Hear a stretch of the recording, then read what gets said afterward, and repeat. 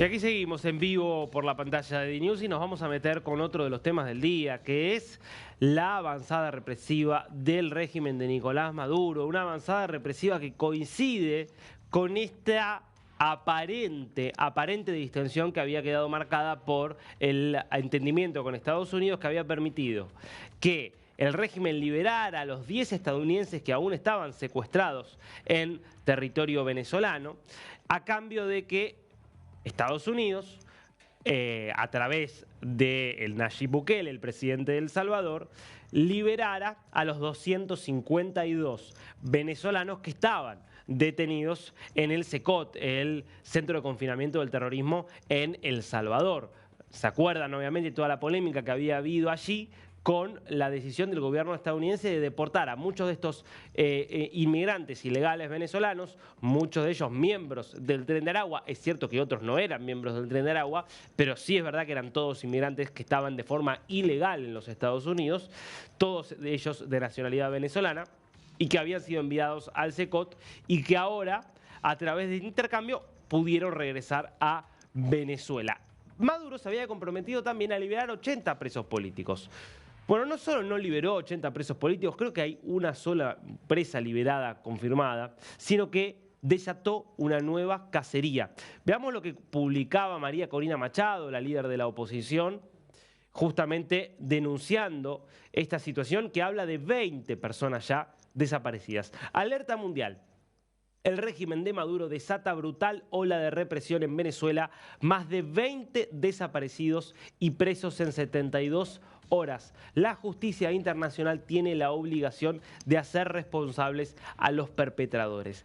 ¿Qué es lo que está en juego aquí?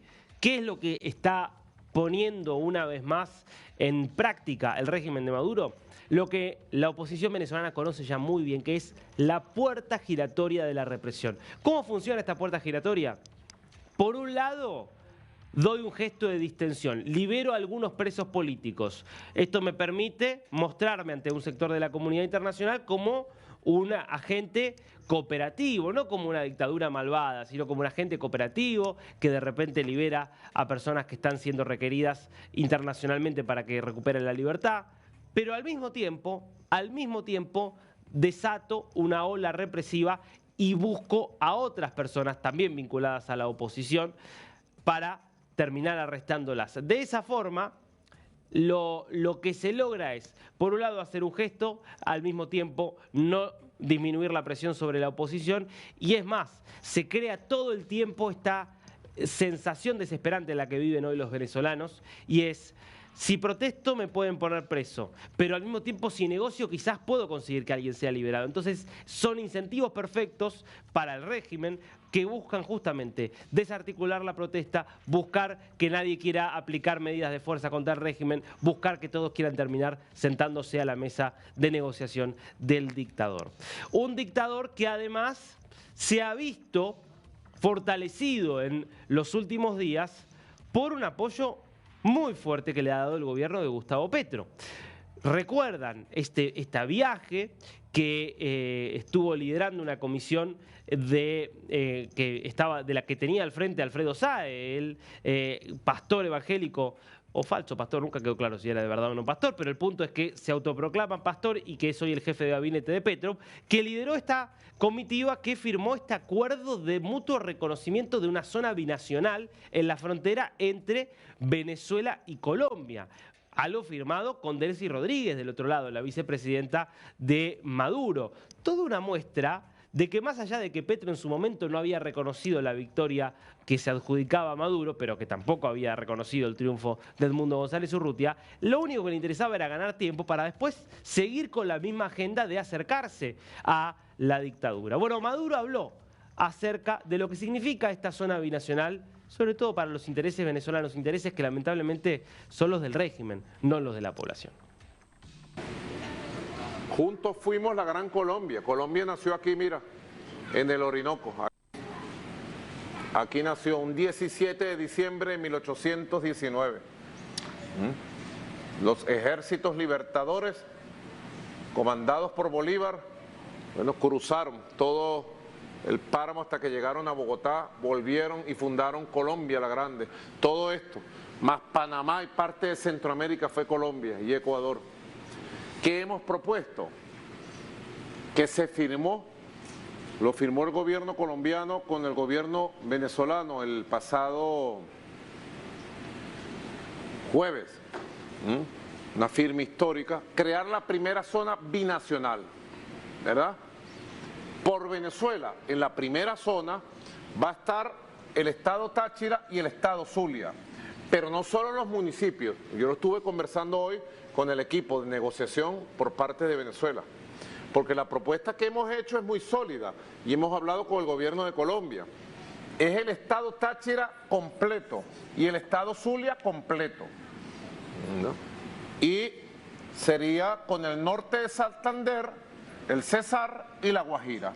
¿Cuál es la idea? Que toda esta inmensa zona donde se dibuja un círculo perfecto sea una zona binacional, primero de paz, de integración comercial, de inversiones, de desarrollo industrial, agrícola, agroindustrial. Vieron que hacía un círculo perfecto y era todo menos un círculo lo que dibujaba Maduro, pero no es para burlarse del dictador, porque la pregunta que uno se hace es, ¿realmente estamos hablando de una zona de cooperación en términos de que fluya libremente el comercio lícito, que fluyan libremente las personas que viven de un lado a otro de la frontera? ¿O estamos hablando de una zona de impunidad? Porque justamente en ese falso círculo que hacía Maduro es la zona donde más presencia tienen hoy muchos grupos terroristas que operan de un lado y del otro de la frontera. El Ejército de Liberación Nacional, las guerrillas de las disidencias de la FARC tienen justamente presencia allí. ¿Qué es lo que se quiere? Darles más libertad de acción para que se puedan mover aún más libremente de lo que ya se mueven en sus negocios. Todo un signo de interrogación por la forma en la cual lo planteaba el dictador Maduro. Por eso quiero ir a Colombia para un poco tener una información más ampliada, que nos dé nuestro querido Sergio David González, cuál es la mirada de qué significa también, ¿no?, esta zona binacional planteada por Maduro. ¿Cómo está, Sergio? Darío, un gusto saludarte. Pues te comento que la idea original salió desde Colombia. Fue desde el presidente Gustavo Petro, quien con todo el conflicto que se ha presentado en la región del Catatumbo desde inicios de este año, en un viaje que hizo a febrero, ahí justamente en una zona llamada Tibú, en norte de Santander, dijo que cómo era posible que no hubiese infraestructura adecuada en esta región entre Venezuela y Colombia, y que él iba a hablar justamente con Nicolás Maduro para poder hacer unos acuerdos binacionales. Pues eso se concretó el pasado 14 de junio con el viaje de esta delegación colombiana a Venezuela, con una reunión entre el régimen y el gobierno colombiano, y ya vemos los frutos en este momento. Pero lo que tú dices es cierto, Darío, hay más interrogantes que respuestas en este aspecto. Estuve revisando parte del documento que hasta ahora se está publicando por parte del gobierno nacional sobre esta zona binacional, que es una zona binacional que se ha mostrado de inversión. Desde Venezuela han dicho que hay países que estarían dispuestos a tener inversión extranjera directa en esta zona: India, Rusia y China hasta el momento, pero no se conoce realmente cuál va a ser la inversión por parte de los dos países, y sobre todo cuando se tiene este tipo de acuerdo, que es más comercial que diplomático, siempre se deben tener unas metas. ¿A cuánto se va a llegar la inversión? ¿A cuánto se va a llegar las ganancias tanto para las empresas privadas como para los impuestos que se tienen que pagar de lado y lado? Pero eso no está dentro del documento, Darío. No hay nada que especifique unas cifras concretas a dónde quiere llegar económicamente esta unión entre ambos países. Ahora, no se habla de una inversión binacional, sino que ahora Maduro lo habla desde una zona de paz. ¿Al fin qué es? ¿Es una zona de paz? ¿Es un acuerdo comercial? ¿Es un acuerdo de relación tributaria entre ambos países? Hay muchos interrogantes, hay muchos avances verbales, pero poco en un documento sensato, Darío, que diga para dónde va esta situación, y por supuesto deja abierta un mundo de impunidad y un mundo sobre todo de comercio ilícito que normalmente en esta zona se ha manejado desde hace muchos años, con el contrabando y ahora con la presencia de grupos al margen de la ley, Darío. Claro, porque me está bueno lo que vos planteás de la inversión extranjera directa, ¿no? De los países que estarían dispuestos a invertir. ¿En serio a mí me quieren convencer de que un país mínimamente serio o una empresa mínimamente seria va a invertir para poner mucho dinero en una zona donde está plagado de grupos que actúan al margen de la ley, de grupos criminales que te cobran vacunas, como le pasa a los camioneros que circulan por allí, que no está garantizada en lo más mínimo la seguridad? ¿En serio algún país mínimamente razonable va a poner dinero en esa zona si el Estado ni siquiera puede garantizar la seguridad para los propios habitantes? Es poco creíble, está claro, a menos que hablemos de, no sé, que me hables de Irán, porque ni siquiera China no te va a meter plata ahí, India no te va a meter plata ahí. Uno diría Rusia, bueno, Rusia hoy la verdad es que trata de obtener fuentes de ingreso de donde sea posible para sostener su esfuerzo militar contra Ucrania, entonces uno podría decir, bueno, quizás es por ahí. Ahora, es todo muy poco creíble y es importante recalcarlo. Digo, es hoy, Sergio, una de las zonas de mayor conflictividad que tiene Colombia, y Venezuela, lejos de ser una ayuda para contener el conflicto, ha sido muchas veces una ayuda para los grupos criminales. Sí, claro, Darío, claro.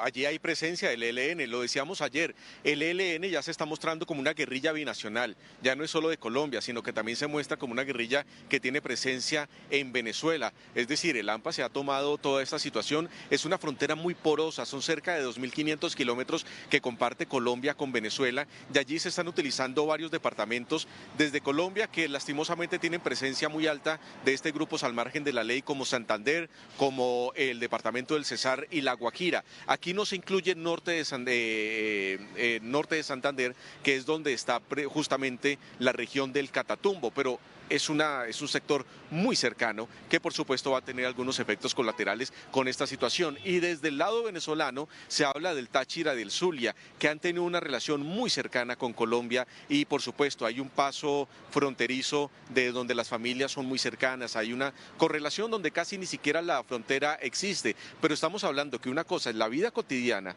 de quienes viven en frontera y otra cosa es las inversiones que se pueden realizar. Y allí tú tocas un tema muy importante, y es el riesgo corporativo.